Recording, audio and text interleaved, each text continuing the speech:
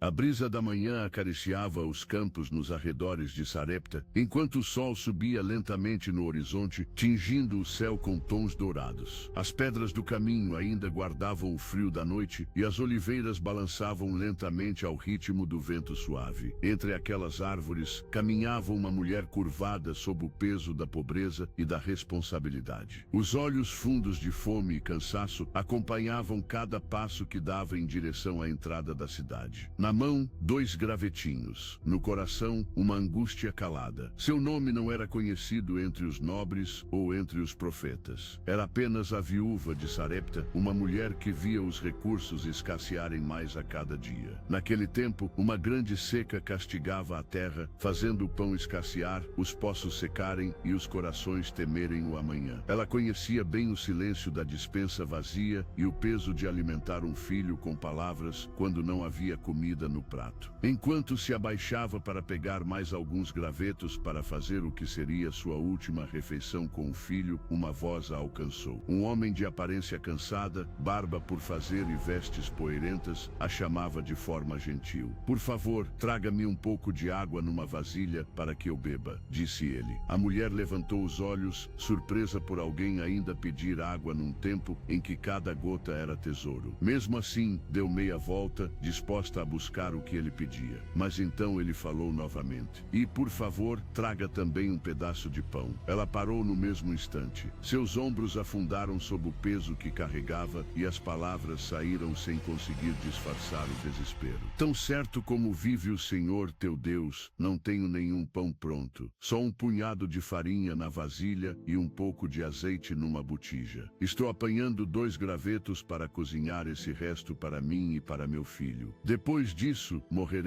O silêncio se fez por um momento. O homem, que era o profeta Elias, a olhou com ternura e firmeza. Seus olhos transmitiam algo diferente do que ela conhecia. Não piedade vazia, mas fé. Uma fé que desafiava a lógica do desespero. "Não tenha medo", ele disse. "Faça primeiro um pequeno bolo para mim com o que você tem e traga-o. Depois, faça algo para você e seu filho. Pois assim diz o Senhor, o Deus de Israel, a farinha da vasilha não se acabará, e o azeite da botija não secará, até o dia em que o Senhor fizer chover sobre a terra." Ela ficou imóvel por um instante, olhando aquele homem e ouvindo suas palavras. Tudo em sua mente gritava contra aquilo. Seria tolice dar o último alimento a um desconhecido, e se ele estivesse errado? E se fosse tudo uma mentira piedosa para ter algo com que se alimentar? Mas havia algo naquelas palavras que plantava esperança. Ela se lembrava dos contos antigos de como o Deus de Israel era fiel.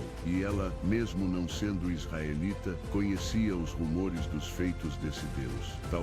Talvez ele a estivesse vendo. Respirando fundo, ela voltou para casa. Os passos estavam mais lentos agora, não por peso, mas por incerteza. Ao chegar, mediu a pequena porção de farinha e azeite. Preparou o bolo como ele havia pedido, e com mãos trêmulas, o levou até o profeta. Ele recebeu o alimento com gratidão, comeu em silêncio e então sorriu. Seus olhos não refletiam apenas saciedade, mas algo mais profundo, a confirmação de uma promessa invisível. A mulher voltou para dentro e preparou mais bolo para ela e o filho, e pela primeira vez em muitos dias, houve comida suficiente para um almoço simples. No dia seguinte, ela acordou cedo e foi até a vasilha. Ainda havia farinha, a botija de azeite ainda não tinha secado. Com cautela, preparou mais um pouco. O padrão se repetiu. Naquele dia, no dia seguinte, no seguinte. Dias viraram semanas, semanas, meses. A provisão nunca falhou. A casa simples daquela mulher, antes preenchida pelo silêncio da escassez, agora ecoava o barulho dos pratos. Cada refeição era um lembrete silencioso do cuidado de Deus, uma respiração diária de esperança. E mais do que comida, aquelas porções vinham acompanhadas de paz. Uma paz que não vinha de despensas cheias, mas da certeza de que o céu não esquece os pequenos. Em certo momento, o filho da mulher adoeceu gravemente.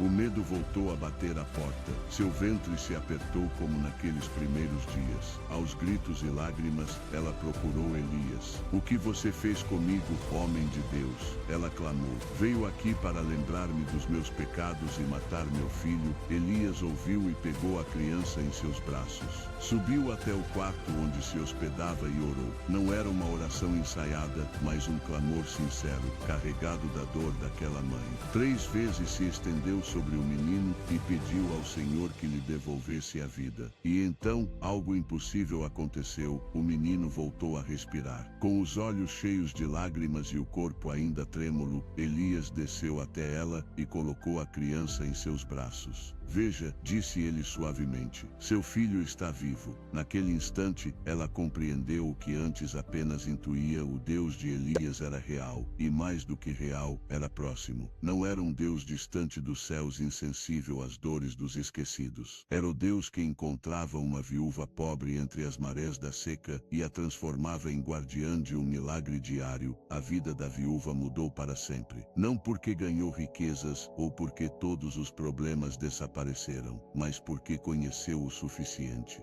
E todo dia, ao amassar a farinha e derramar o azeite, lembrava-se que cada porção era um testemunho da fidelidade divina. Hoje, talvez a sua vasilha pareça vazia. Talvez o amanhã carregue incertezas ou medos que fazem o coração hesitar. Mas lembre-se, Deus ainda vê, ainda fala, ainda provê. Basta um ouvido atento, um coração disposto e uma medida de coragem para acreditar que o céu não nos deixou sozinhos.